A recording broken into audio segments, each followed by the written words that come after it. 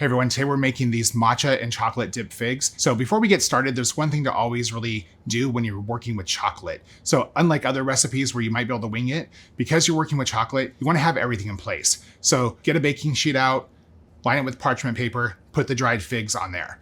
Get your bowls of chocolate together, get everything ready to go so you can just kind of keep going, because it doesn't take much for you to be distracted and that chocolate to burn or seize up, and you don't want that to happen. Okay, are you ready? Let's go. Okay, so the first thing that we're gonna do is we're gonna actually prepare our chocolate. So we have our dark chocolate, we're gonna add a little bit of vegetable oil, and then we're gonna take that and put it in the microwave and just nuke it at like 15, 20 seconds at a time, stir it, stick it back in the microwave, nuke it until it's completely melted and pliable.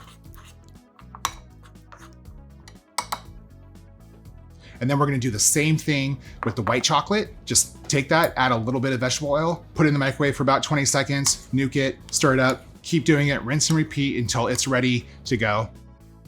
And then lastly, we're gonna make our matcha chocolate, which is the white chocolate chips. We're gonna add in a little bit of that vegetable oil, add in the matcha green tea powder, put that in the microwave, nuke it for about 20 seconds, stir it up, put it back in the microwave, nuke it again, and just keep doing that until it's all nice and ready to go. Once you have all three chocolates melted and ready to go, now we're gonna start dipping our figs.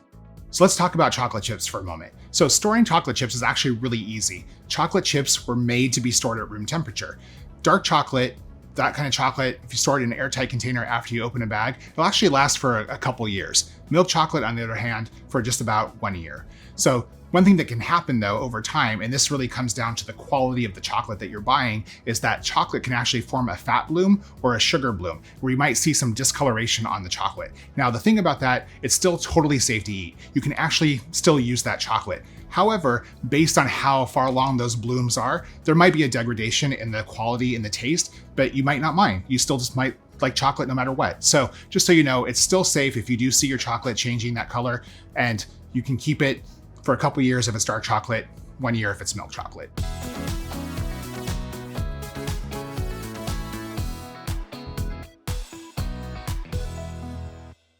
Okay, so we have our melted chocolate. Now we're actually gonna dip those dried figs in there. So what I'm doing, I have two different kinds of figs, two different kinds of dried figs. I'm just gonna alternate between the chocolates. I'm gonna dip it first in the dark chocolate, then dip it in the white chocolate,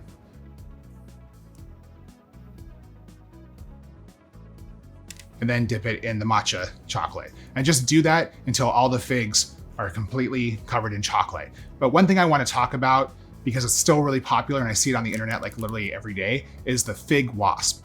Okay, so here's the thing with the fig wasp. It's just not really a thing anymore. It makes a really great story, but you don't have to worry, you're not eating a wasp when you eat a fig. So 98% of the trees here in California that grow figs are self-pollinators. And why does that matter? Well, here's the thing.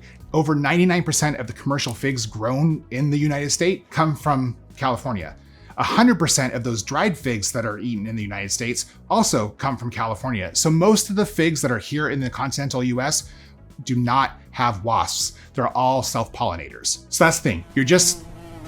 You're not eating a wasp. You don't have to worry about it. They're not in your figs. So let's get back to making this delicious treat. Like I said, this is the holiday season, and hey, happy whatever you celebrate. So this is a really, really fun recipe to either just serve or to give as a gift. And now that we've dipped all our figs in chocolate, we're actually gonna just decorate them a little bit more. So take that leftover chocolate and put it into a piping bag or a zipper bag, push it towards the corner, trim off that tip, and we're just gonna drizzle chocolate over all of the figs.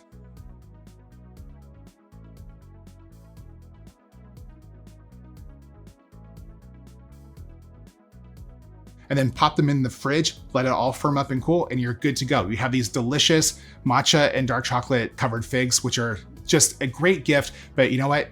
Go ahead and eat them all yourself. I won't tell. If you like this recipe, give me a thumbs up. If there's something that you wanna see, just drop a comment down below. And if you like to cook like I do, I release new videos every single week, so please subscribe.